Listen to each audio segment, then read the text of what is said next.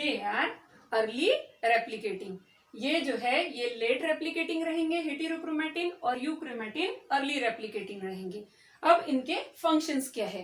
Chromosomes are very important as they are hereditary vehicle. Chromosomes बहुत important होते हैं, क्यों करके एक जनरेशन से दूसरे जनरेशन में अगर कोई कैरेक्टर्स को पास करना है तो क्रोमोसोम्स आर हेरिडेटरी व्हीकल। ये जो है ये कैरेक्टर्स को जनरेशन टू जनरेशन ले जाते हैं। Now this chromosomes are very important because अगर इनमें कोई भी गड़बड़ियां हो जाती है तो म्यूटेशन आ सकते हैं। म्यूटेशन यानी कोई भी जीन मेकअप में कोई चेंज हो सकता है।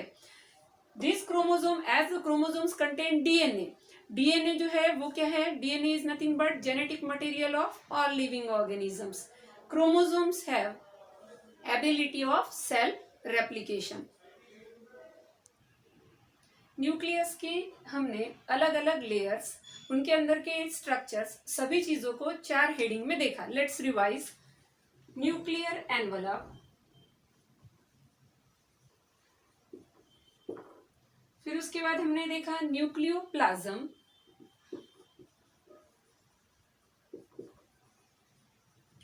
नेक्स्ट टू न्यूक्लियोप्लाज्म हमने देखा न्यूक्लियोलस, लास्ट हमने देखा chromatin. See chromosomes are nothing but DNA associated with protein. जो डीएनए होते हैं जब ये प्रोटीन्स के साथ कंबाइन होते हैं उन्हीं को हम क्या बोलते हैं? क्रोमोसोम्स। न्यूक्लियर एनवलप, उसमें हमने outer inner membrane along with their structures देखा।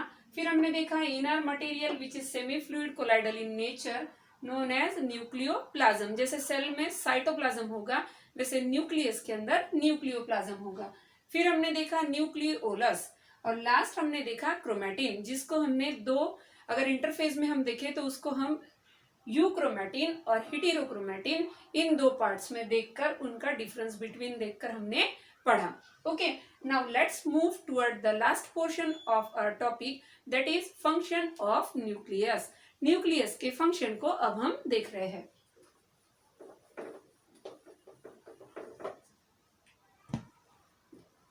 Function of nucleus. Nucleus play very important function. It play very important role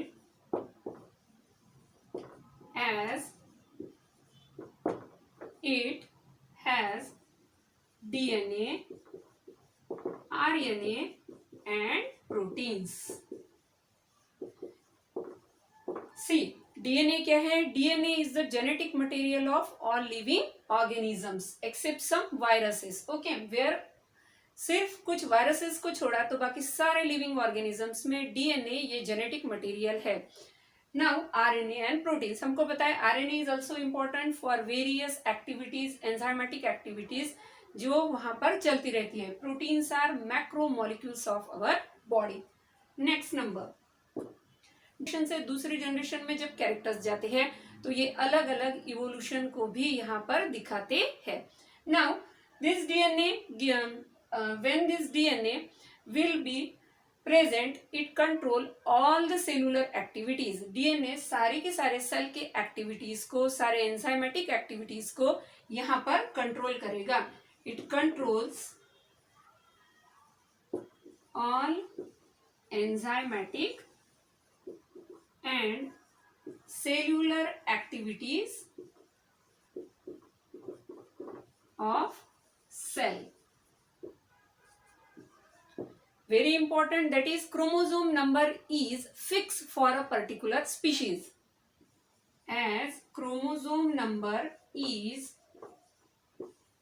fixed for particular species, यानी एक पर्टिकुलर स्पीशीज की अगर हम बात करें, जैसे कि अगर हम ह्यूमंस की बात करें तो ह्यूमंस में 23 पेयर क्रोमोसोम की प्रेजेंट होती है।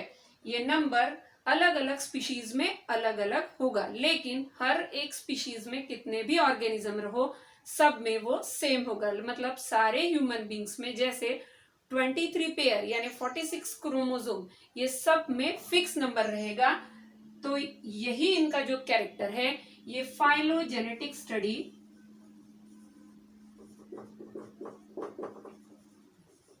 में मदद करेगा, जो कि nothing but the trend between the evolutionary patterns. Okay, हमने न्यूक्लियस को बहुत डिटेल में देखा। तो जो न्यूक्लियस है उसके अलग अलग characters along with that structure, number, shape, size and various function. Hope today's lecture will be helpful to you. Have a nice day everyone.